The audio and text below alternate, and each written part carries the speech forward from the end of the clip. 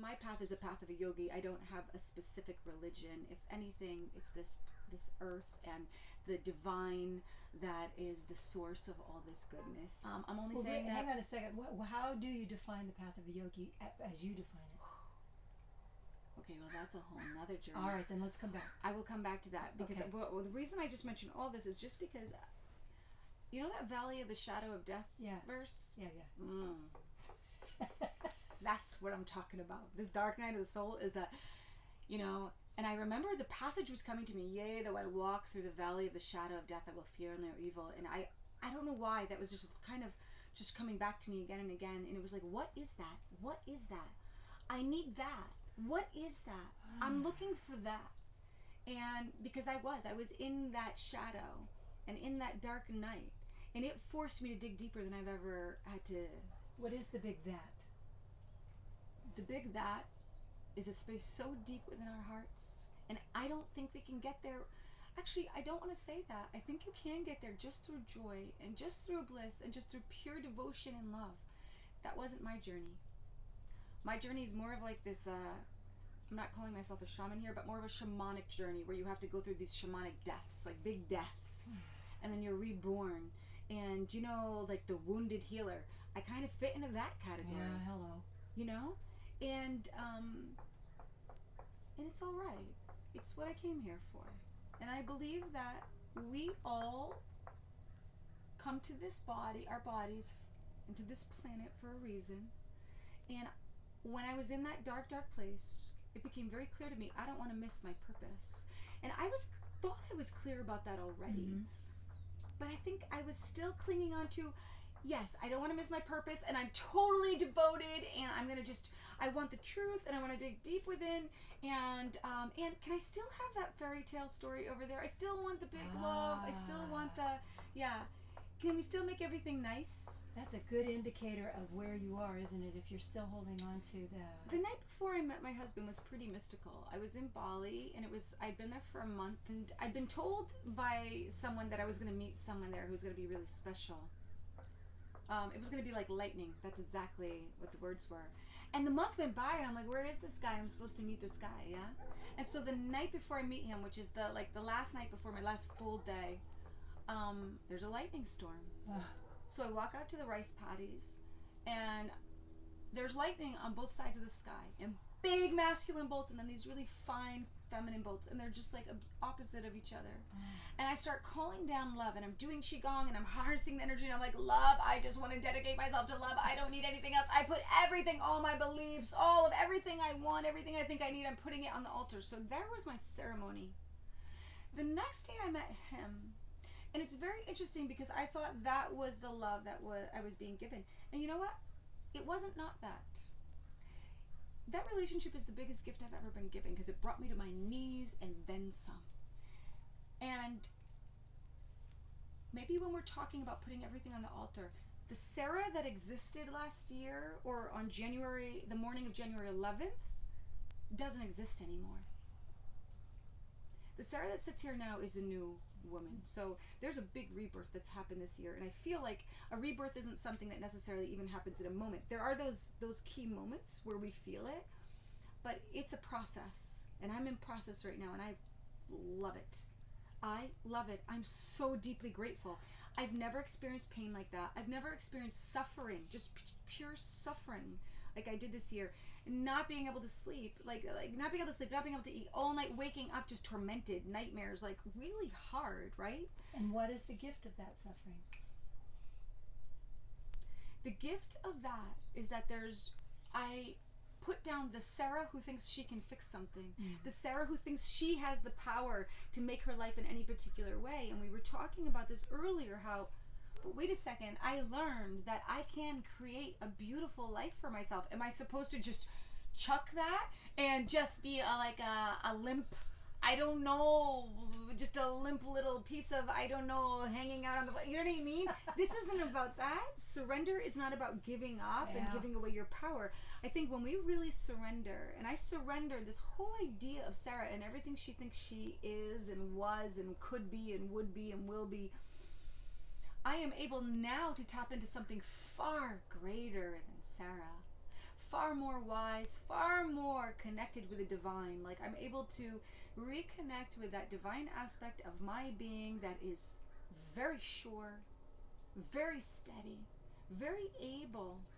And it doesn't mean I don't have things come up, but I'll tell you what, they're burning out, and they're burning out fast. So you move through things quicker.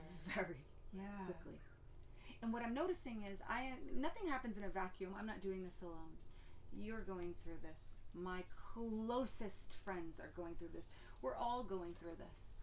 We're all going through this right now. It looks different on the outside for each one of us. For some of us, it's like we're having to let go of the career that was the big thing that sustained us, and which attached to that career is a lot of money, right? So for some of us, it's that. For some of us, it's a relationship. And it's not, and to be clear, this isn't like, oh, I lost a relationship. Isn't that sad? I guess I'll get another relationship. No, this is the loss of a lifetime of hope. Yeah? Yeah. Of dreams. So what I'm saying here, I guess, is I'm putting down my hopes and dreams because I'm getting into the real now, baby. So I got to play in this paradigm where I can create my dreams, I can live my dreams, I can call in energy that's going to be sweeter. I had to learn first that I could even think happy thoughts before I could feel happy thoughts, right? When you grow up in so much pain, you can't even fathom what a happy life looks like. When I went out on my own, I was 17, and the day I went out on my own, I said, I want to be happy. I want to know what happiness is. I don't know what that means. And I honestly didn't have anyone in my life at the time that I could see that was genuinely happy. Mm-hmm. I'm like, I don't know anyone. I don't have one person that's been able to model this for me, but I want this. Yeah. This is very foundational, fundamental stuff, right? And so then we have to learn, and it's baby step, baby food, baby step, and we hit some sweet plateaus, and we have openings, we have heart openings, we have consciousness openings, you know? We learn about our connectedness with other beings, and we start attracting really beautiful, loving beings, and situations. And like the yoga studio, I mean, this practically fell into my lap, and I was just receptive and saying yes. But I put a lot of energy into it, but it wasn't work. It was just pure love. Yeah, a lot of energy, sun up to sun down, but it was beautiful. Yeah.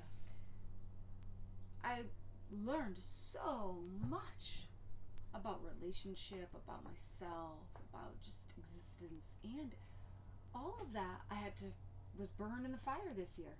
So you're clearly a strong woman. You're a smart woman. You're a woman who has done a lot of seeking.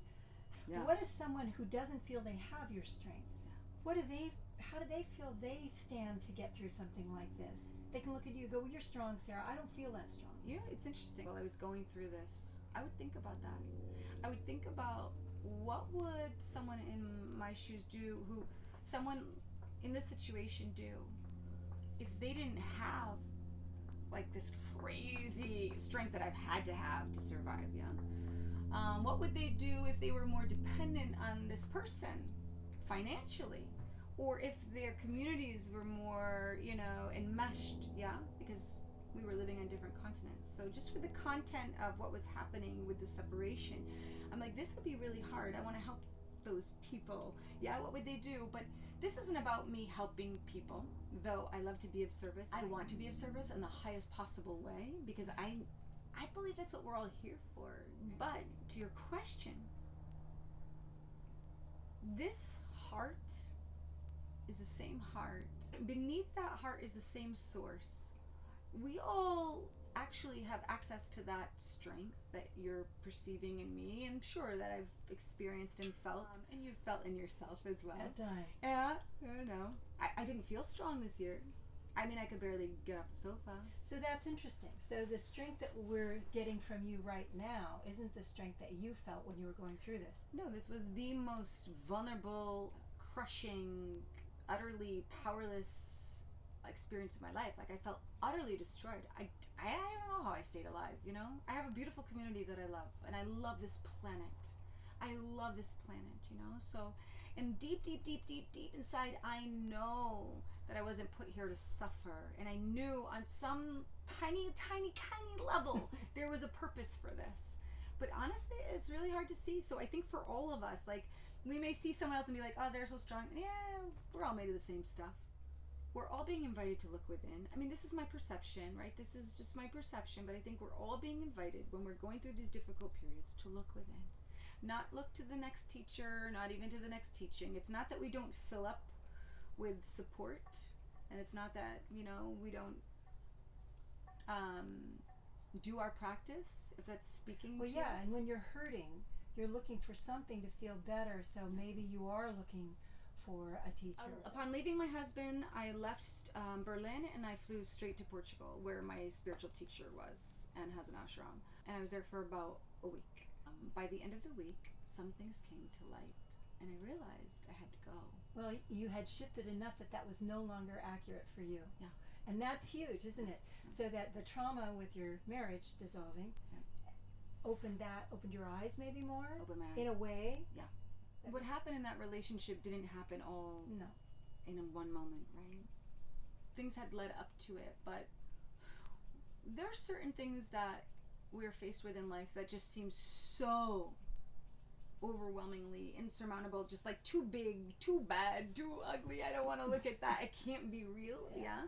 That we want to give someone the benefit of the doubt. We want to believe that we're just imagining this, or there's so much good over here. Yeah. This has to be something I'm not perceiving correctly. Yes, it's got to be a mistake. It's got to be a mistake. And so I was going through a process for 1.5 years before I finally was like, this is not a mistake. You need to go now.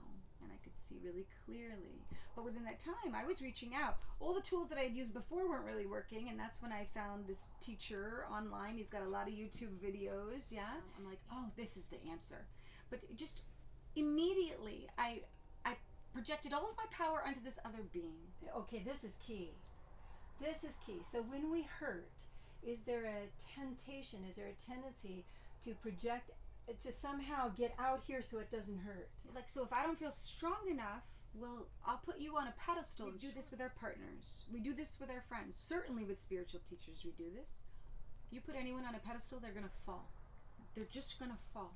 You put someone on a pedestal, you're giving them your power.